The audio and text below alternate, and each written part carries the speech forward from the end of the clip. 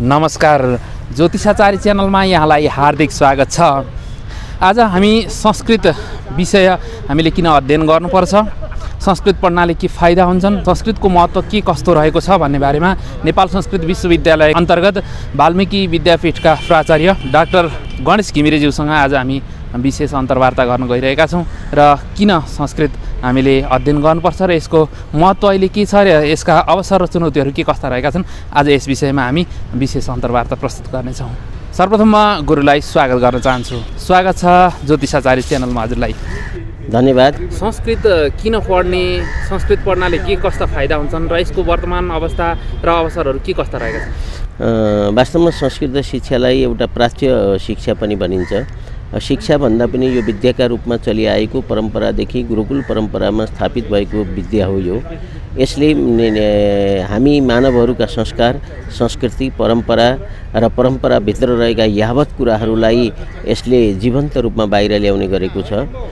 स्वयं व्यासले श्रीमद् भागवतको चौथो स्कन्धमा भन्नुभएको छ, सेनापत्यम च राज्यम च दण्डम नेतृत्वमेव च सर्वलोकाधिपत्यम च सर्वम शास्त्र विदर्भति। शास्त्रका माध्यमबाट, शास्त्रको अध्ययनबाट, शास्त्रको आलोडनबाट, शास्त्रको अध्ययनबाट जुन किसिमको ज्ञान प्राप्त हुन्छ त्यो ज्ञानले संसारलाई उज्यालो दिन सक्छ, विश्वलाई आफ्नो बनाउन सक्छ, राजनीतिदेखि लिएर सम्पूर्ण क्षेत्रमा आफ्नो प्रभुत्व जमाउन सक्छ। त्यसकारणले संस्कृत शिक्षा संसारका लागि अपरिहार्य हो र यो शिक्षाका माध्यमबाट प्राच्य भाषाका साथै प्राच्य सन्दर्भका साथै हाम्रा संस्कार, परम्परा र मान्यता समेत जीवन्त हुनेछन् भन्ने तथ्यमा नै आजको आवश्यकता संस्कृत शिक्षाको रहेको प्रतीत हुन्छ। संस्कृत अब पढ्नका लागि अहिले हाम्रो व्यवस्था के कस्तो छ, कहाँ कहाँ कसरी पढ्न सकिन्छ र कस्तो कस्तो योग्यता चाहिन्छ अहिले संस्कृत पढ्नका लागि, के छ व्यवस्था? नेपाल संस्कृत विश्वविद्यालयले सामान्यतया संस्कृत अध्ययनका लागि अहिले आएर नेपाल संस्कृत विश्वविद्यालय उत्तर मध्यमालाई फेज आउट गरिसकेको अवस्थामा स्नातक तह अथवा शास्त्रीमा भर्ना हुने विद्यार्थीहरूका लागि +2 पास गरिसकेका विद्यार्थीहरूका लागि एउटा प्राकशास्त्री जसलाई भाषा प्रशिक्षण भन्ने गर्छौँ हामी, त्यो खोलेको छ।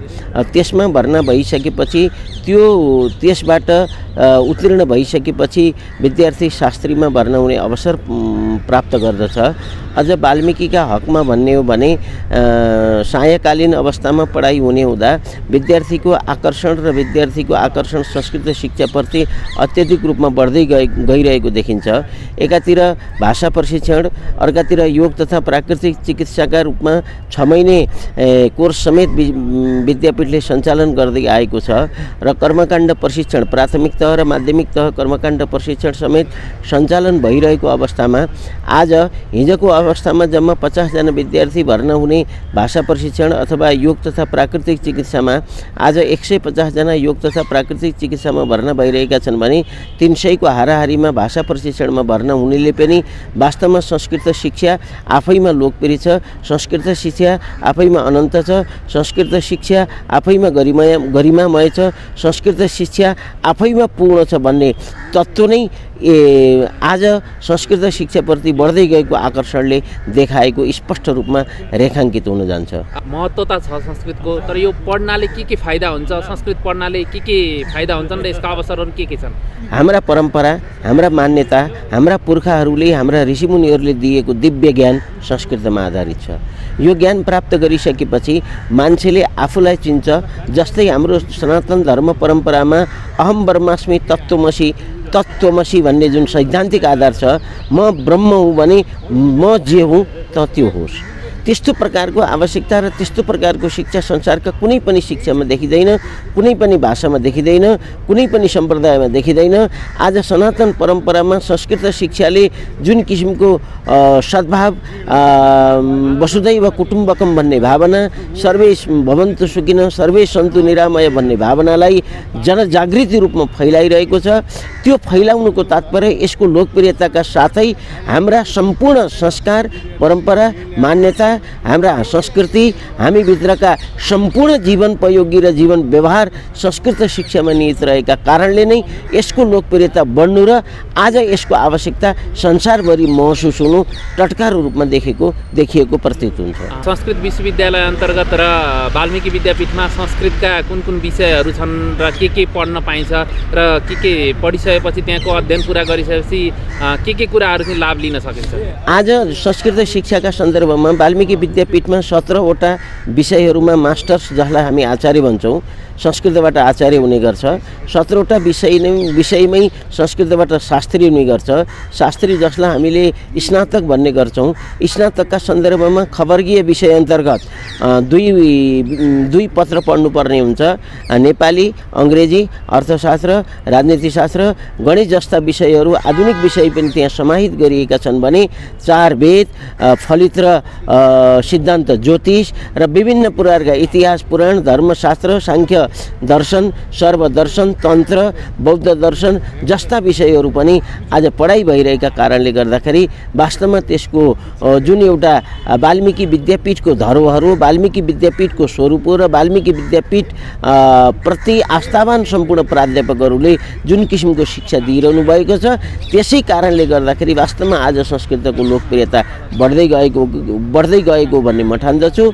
र यो वाल्मीकि विद्यापीठमा अध्ययनरत सम्पूर्ण छात्रछात्राहरूको जिम्मेवारी, जवाबदेहिताका कारणले प्राध्यापक, कर्मचारी र विद्यार्थीहरूको सहयोगबाट आज वाल्मीकि विद्यापीठ, नेपाल संस्कृत विश्वविद्यालय अन्तर्गतको आङ्गिक वाल्मीकि विद्यापीठ एउटा अध्ययन अध्यापनका क्षेत्रमा परिवर्तनशील बनेर उदाएको देखिन्छ। काठमाडौँमा मात्र हो कि अन्यत्र पनि यो विद्या आर्जन गर्न सकिन्छ, पढ्न सकिन्छ? के छ व्यवस्था? अन्यत्र पनि पढ्न पाइन्छ अथवा काठमाडौँ नै आउनुपर्छ? नेपाल संस्कृत विश्वविद्यालयका 14वटा आङ्गिक क्याम्पसहरू छन्, आङ्गिक विद्यापीठहरू छन्। ती विद्यापीठहरूमा पनि प्राकशास्त्रीमा भर्ना भएर प्राकशास्त्री उत्तीर्ण गरिसकेपछि औपचारिक रूपमा शास्त्रीको विद्यार्थी हुन सक्ने अवस्था छ। अहिले वर्तमान अवस्थामा नेपाल संस्कृत विश्वविद्यालयका 14वटै आङ्गिक क्याम्पसहरूमा भर्ना खुलिसकेको अवस्थामा तर के देखिन्छ भने काठमाडौँको मुटुमा रहेको र काठमाडौँको नेपालको देशको राजधानीमा रहेको संस्कृत विद्यापीठमा अत्यधिक विद्यार्थीको चाप हुनु र आकर्षण बढ्नु नै त्यसको लोकप्रियता हो र संसार संस्कृति परम्पराबाट परम्पराप्रति अब आकर्षित हुँदैछ। हाम्रा धर्म, हाम्रा संस्कार, हाम्रा परम्पराको जगेर्ना हामीले नै गर्नुपर्छ। यदि हामीले यस किसिमका संस्कार, परम्परा र धर्मका धरोहरलाई जगेर्ना गर्न सकेनौँ भने हामी आफै लोप हुन्छौँ भन्ने उद्देश्यका अनुसार आज यो शिक्षाप्रति दिनानुदिन आकर्षण बढ्दो देखिएको प्रतीत हुन्छ। भौतिकवादीहरूका लागि हजुर के भन्न चाहनुहुन्छ? संस्कृत किन पढ्ने भन्न? वास्तवमा आज दर्शन जुन किसिमको छ, चाहे त्यो पाश्चात्य दर्शन होस्, चाहे त्यो पूर्वीय दर्शन होस्, पाश्चात्य दर्शनलाई समेत पूर्वीय दर्शनले सिकाएको छ। हामी यसरी अगाडि बढ्नुपर्छ, हाम्रो परम्परा यो हो, हाम्रो पहिचान यो हो, हाम्रो स्वरूप यो हो र हामीले संसारलाई दिने चिज यो हो। जस्तै पश्चिमाले योगा भनिसकेपछि हामी आज योग भन्दैछौँ। योग वास्तवमा हाम्रो परम्परा, संस्कृति, मान्यताका अनुसार जागृत भएको रूप हो। जसरी पतञ्जलीलाई योगाचार्य भन्छौँ हामीले जुन किसिमको प्रचार प्रसार गर्न सकिरहेका छैनौँ, यसलाई प्रचार प्रसारका माध्यमबाट संसारभरि फैलाएर संस्कृत शिक्षालाई, हाम्रो परम्परालाई र हाम्रा धरोहरलाई जीवन्त राख्नु नै हाम्रो उद्देश्य हो। भौतिकवादी चिन्तन जति उत्रे पनि प्रश्न के बनेको छ भने ज्ञान हाँसेर मर्दछ, विज्ञान रोइ मर्दछ भनेर बालकृष्ण समले प्रहलाद नाटकमा भने जस्तो ज्ञानको सम्पूर्ण सागर संस्कृत शिक्षामा रहेकाले समग्र ज्ञानको घडा भर्नु नै संस्कृतप्रतिको आकर्षण हो भन्ने मलाई लाग्दछ।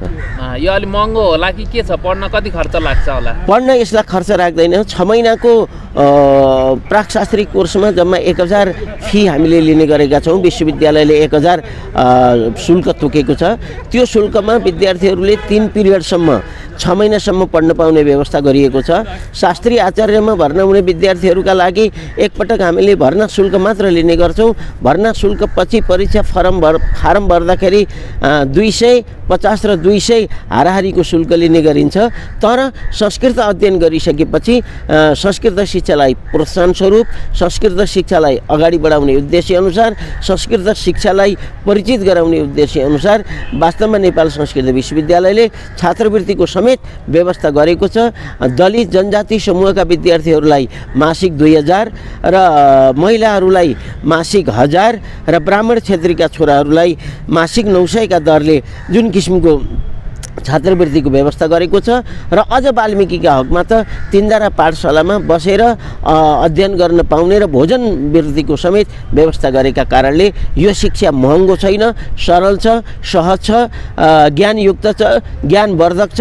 तर यसलाई अध्ययन गर्ने पुस्ता, अध्ययन गर्ने स्वरूप र अध्ययन गर्ने मान्यता नयाँ धारणामा आएका कारण र आजकलका विज्ञान विषय लिएर पढिसकेका, व्यवस्थापन विषय लिएर पढिसकेका, स्नातक र स्नातकोत्तर गरिसकेका, नेपाल सरकारका निजामती कर्मचारीबाट सेवानिवृत्त भइसकेका र सेवामा बहाल रहेका कर्मचारीहरू समेत संस्कृत शिक्षाप्रति भर्ना भएर वाल्मीकिमा पढेको देख्दाखेरि वास्तवमा यो ज्ञानको भण्डार हो, यो ज्ञानको अथाह सागर हो, यो ज्ञानको अथाह स्वरूप हो।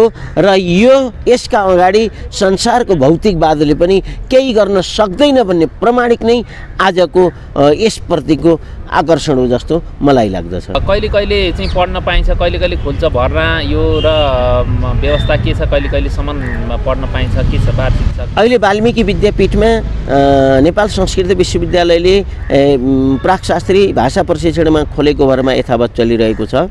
अहिले वाल्मीकि विद्यापीठमा योग तथा प्राकृतिक चिकित्सामा पनि भर्ना खोलिएको छ। यसको योग तथा प्राकृतिक चिकित्साको भर्ना वर्षमा 2 पटक हुने हुँदाखेरि 2 पटक भर्ना खोल्ने गरिन्छ। र प्राकशास्त्रीमा 12 को परीक्षा सकिसकेपछि भर्ना हुन आउने विद्यार्थीहरूलाई त्यहाँ त्यसको व्यवस्था गरिएको छ। र गरिएको कारणले गर्दाखेरि भर्ना हुनका लागि वर्षमा 1 पटक प्राकशास्त्रीमा, वर्षमा 2 पटक योग तथा प्राकृतिक चिकित्सामा, वर्षमा 2 पटक कर्मकाण्ड प्रशिक्षणमा जस्ता भर्नाहरू सुविधा रहेका छन्। त्यसकारणले महँगो पनि नभएको र ज्ञान पनि प्राप्त हुने, संस्कृति परम्परा र हाम्रा मान्यतालाई जीवन्त रूपमा उतार्न सक्ने भएका कारणले संस्कृत शिक्षा वास्तवमा आधुनिक शिक्षाभन्दा गौरवान्वित शिक्षा हो, परम्परित शिक्षा हो, गुरुकुलीय मान्यताको शिक्षा हो, अथाह ज्ञानको राशि हो, अथाह ज्ञानको भण्डार हो भन्ने मलाई लाग्दछ। धन्यवाद हजुरलाई। धन्यवाद। यो च्यानलले मलाई बोलाएर वाल्मीकि विद्यापीठ लगायत नेपाल संस्कृत विश्वविद्यालयमा संस्कृत शिक्षाको उपयोगिता र यसका विश्वविद्यालयले कसरी अध्ययन गराउँछ भन्ने विषयमा जानकारी राख्ने अवसर दिएकोमा यस च्यानलका सञ्चालक नारायण प्रसाद निरौलाज्यूलाई धन्यवाद दिँदै म आभार व्यक्त गर्दछु। आजको प्रस्तुतिमा मैले नेपाल संस्कृत विश्वविद्यालय वाल्मीकि विद्यापीठका प्राचार्य आदरणीय गुरु डाक्टर गणेश घिमिरेज्यूलाई प्रस्तुत गरेँ। तपाईँले प्रस्तुति कस्तो लाग्यो कृपया ज्योतिषाचार्य च्यानल सब्सक्राइब गर्न नबिर्सनुहोला। आजको प्रस्तुति यति नै राख्न चाहन्छु, बिदा हुन चाहन्छु। नमस्कार। भवतु मङ्गलम् जयतु सर्वदा सर्वमङ्गलम् भवतु सर्वदा सर्वमङ्गलम्। ज्योतिषाचार्य ज्योतिषा